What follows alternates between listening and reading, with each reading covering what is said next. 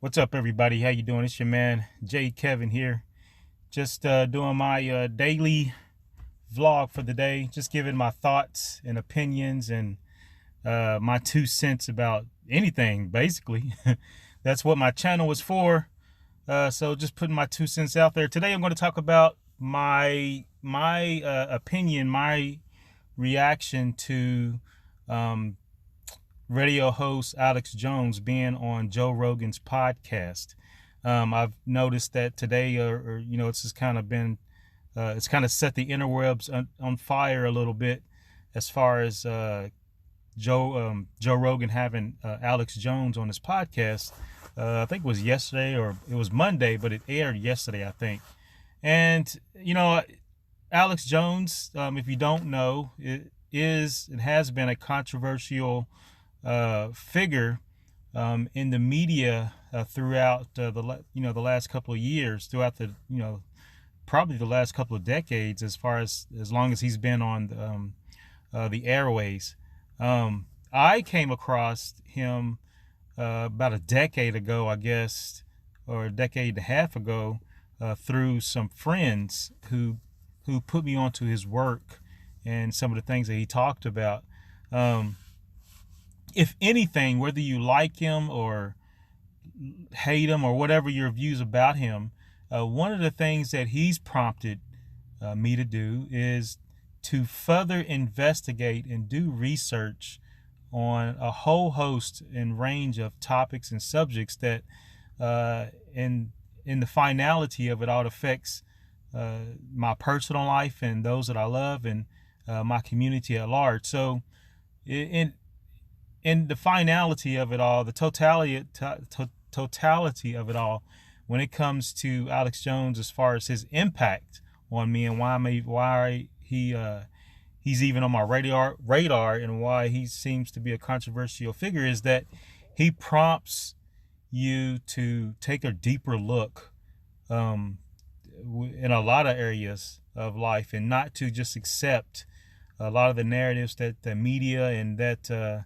those who influence us in some way, shape, or form, not to take it at first, at wholesale value, not to just take it and accept it. So the number one lesson that I've learned and continually learn, not only from Alex Jones, but Joe Rogan too, is to continually ask questions and be open to have conversations. One of the things about the interview that jumped out at me that I liked was whenever Alex Jones would make a statement, a bold statement, and kind of gloss over to another statement. Joe Rogan is good about containing and pinning someone to a statement and checking, doing some fact checking. That's why I like, if you see in the picture, you see he has a big screen TV, a monitor, and whenever Alex Jones made a claim,